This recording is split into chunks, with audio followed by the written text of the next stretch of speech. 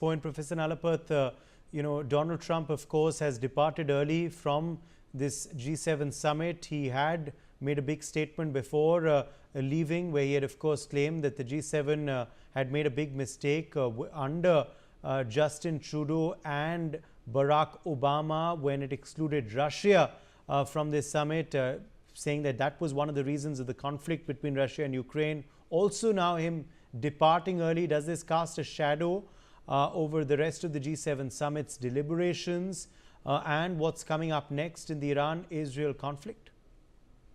Look, Uday, let me be candid here. Let's call it the G6 from now on.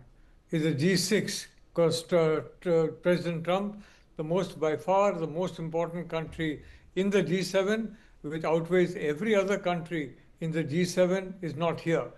Japan has flouted the G7, or rather G6, by openly buying Russian oil. I'm a great well-wisher and admirer of Germany and its very resilient people, and I hope Chancellor Merz will have the good sense to follow what Ishiba has done, because frankly, the Europeans have shot themselves in the foot by denying themselves Russian oil and gas at cheap prices. I think President Trump was absolutely right in saying that the G7, now the G7 should not have expelled Russia, and whether it is Justin Trudeau or Pierre Trudeau or XYZ doesn't matter. That is a matter of detail in which nitpicking newspapers will pick on. The fact is that he made it very clear Russia should remain. And in my view, it should have been the G9 with India also. So you have Russia and India then it becomes a relevant organization. Today, frankly, the G6 is irrelevant. Now, I mean, let's be honest, Uday. I'm not holding my breath regarding peace going on in the G7, the G6 summit, because on the one hand, you're saying that Israel has a right to defend itself. On the other hand, you're saying, stop the fighting. How can you stop the fighting when the IRGC still got people? How can you stop the fighting when Hamas is still active in its military wing? You tell me, on the one hand, you're saying I'm your friend. On the other hand, you're stabbing me in the back. Is that friendship? Frankly, the G6 are not talking sense. I'm glad President Trump had dissociated himself from it and frankly has left in a hurry. So it's now a very much more truncated meeting.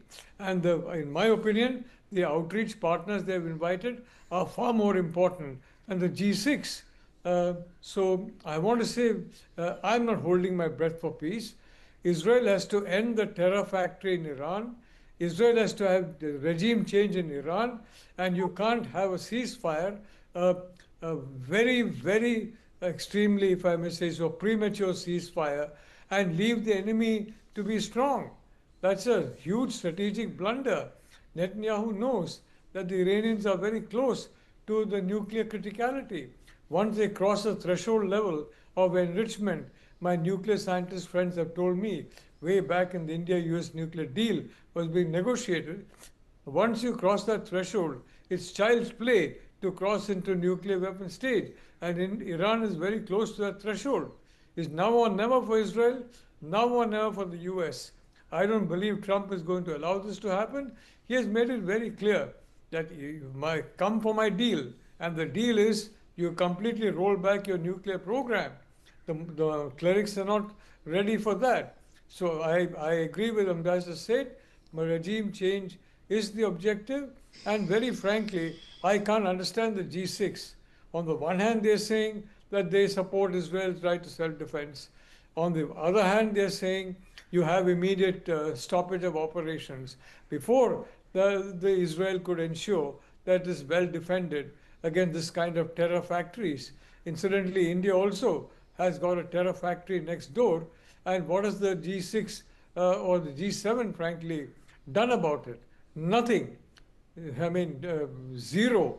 I don't want to use an expletive, so I'm using the word zero. It's a disgrace, frankly. The G7 has refused to condemn Pakistan, refused to recognize the Terroristan native of nature of Pakistan. The FATF has just given a mild little letter to Pakistan. I mean, they may as well send a love letter for all the impact the letter is going to have. Pakistan should have been the blackest of blacklist, instead of which, what does the FATF do? A mild little letter. Why? I mean, Right. Turkey is openly backing Pakistan, and there's also much stronger power openly backing Pakistan, which all of us know, which India is also aware of, and the Prime Minister has shoring up India's defenses against. But the reality is, frankly, it's a much more truncated meeting now, and Donald Trump has shown his utter contempt for the G6 by just walking out of the meeting. In effect, he's not walking out, he's flying out of the meeting, and Prime Minister Modi, they would do well to heed him. I mean, he would never have, he would have agreed with Trump that Russia should not have been excluded, and he would have very much, I mean, welcomed India's inclusion, unless this is done by the G6. I can tell you, this is an organization not even worth discussing on television. All right. Appreciate you all joining us with your perspectives on that big story. Moving on now, as it